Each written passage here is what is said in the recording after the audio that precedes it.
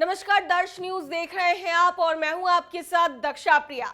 Bihar BJP के प्रदेश कार्यालय में मिलन समारोह का आयोजन किया गया और इस मिलन समारोह में पूर्व विधायक ललन पासवान ने सदस्यता ग्रहण की बीजेपी की, लेकिन इस दौरान जितने भी बीजेपी के बड़े नेता हैं वो शामिल रहे। बात करें अगर सुशील कुमार मोदी की, मंगल पांडे की, नंद किशोर यादव की या फिर बीजेपी के प्रदेश अध्यक्ष सम्राट चौधरी की, इस दौरान सभी नेता मौजूद थे और इन्होंने ललन पासवान को सदस्यता ग्रहण कराई। लेकिन इस दौरान जो बीजेपी के बड़े नेता कहे जाते हैं सुशील मोदी, उन्होंने साफ तौर से महागठबंधन पर निशाना साधा।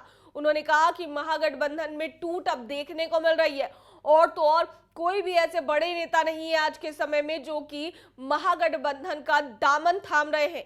और भी क्या कुछ कहते नजर आ रहे हैं सुशील मोदी, आइए आपको सुनाते हैं। टूट का सिलसिला प्रारंभ हो गया है और अगला लोकसभा चुनाव आते आते जनता दलियों को टूटने से कोई बचा नहीं पाएगा। बारी बारी से एक एक करके लोग जनता दलियों छोड़कर भारतीय जनता पार्टी में शामिल हो रहे हैं। मेरे मित्रों, जब नीतीश कुमार ने ऐलान कर दिया कि तेजस्वी यादव उनके उत्तराधिकारी होंगे, कोई जनता दलियों का कार्यकर्ता वो नीतीश कुमार को तो स्वीकार कर सकता है, लेकिन तेजस्वी यादव को अपना उत्तराधिकारी स्वीकार करे वो कभी बर्दाश्त नहीं करेगा। और आज उसी का परिणाम है कि एक एक करके लोग जनता दल छोड़कर बीजेपी में शामिल हो रहे हैं। और मित्रों, भी मंगल जी बात कर रहे थे महागठबंधन की। 13 सितंबर को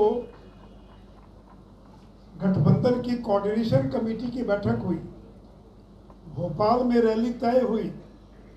कमलनाथ ने एक तरफा रैली स्थगित कर दिया और आज 19 अक्टूबर है, सवा महीना हो गया। महागठबंधन के कोऑर्डिनेशन कमेटी की बैठक कब होगी ये कोई नहीं जानता। 4 सब कमेटी बनी, उन चारों की आज तक बैठक नहीं हुई।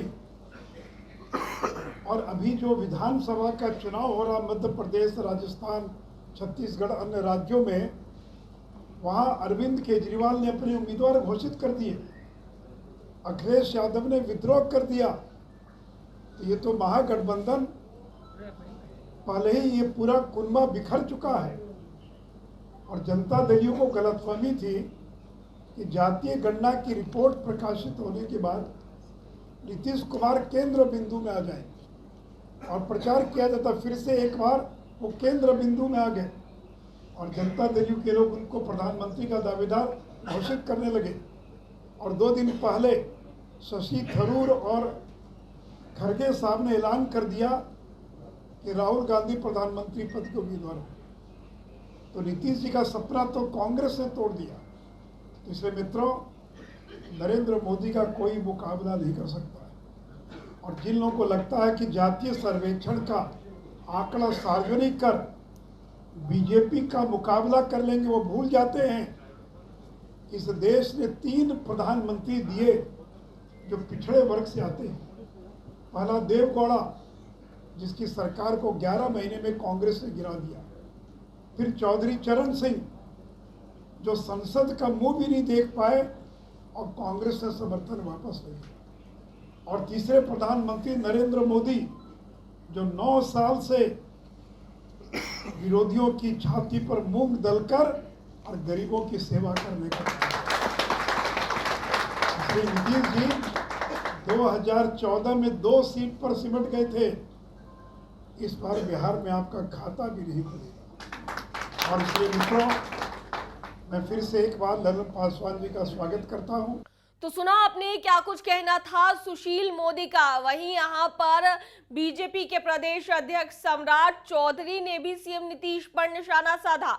वो भी नहीं रुके और साफ तौर से सीएम नीतीश कुमार के पीएम बनने को लेकर उन्होंने बात कही है। वो साफ तौर से कहते नजर आए हैं कि बीच बीच में नीतीश कुमार को पीएम बनने का कीड़ा काटता रहता है। और भी क्या कुछ कहते नजर आए हैं सम्राट चौधरी, आइए आपको सुनाते हैं। जो हमारा मुख्य विरोधी पार्टी है वो रोज भ्रम फैलाता है, आरक्षण खत्म नहीं होने देंगे, लेकिन कभी उसने आरक्षण दिया क्या? राजद वाले से पूछिएगा, अपने गांव में जब आए उनसे पूछिए कभी आरक्षण दिया क्या? किसको आरक्षण दिया ये तो बताओ। 15 साल तक लालू जी मुख्यमंत्री रह गया, किसी वर्ग को, ना पिछड़े को, ना अति पिछड़े को, ना दलित को, और इस 15 साल में किसको आरक्षण दिया मालूम है?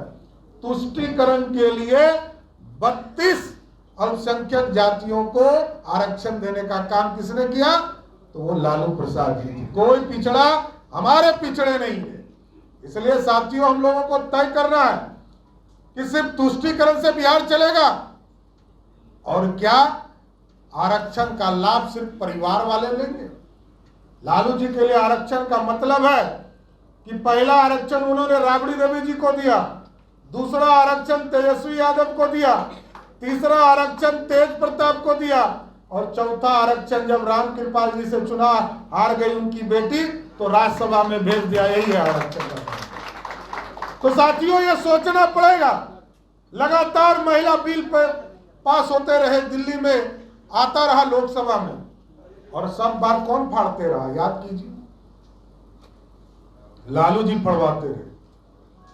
सोनिया गांधी जी ने कहा, राजीव गांधी जी का सपना था कि इस देश में महिला बिल आरक्षण पास हो। सपना किसने पूरा किया? कोई कांग्रेस की पार्टी ने किया क्या?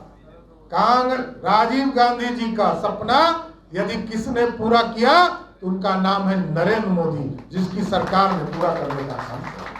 आज शिक्षकों के नाम पर, बहाली के नाम पर लोगों को भ्रमित करने का काम किया जा रहा है।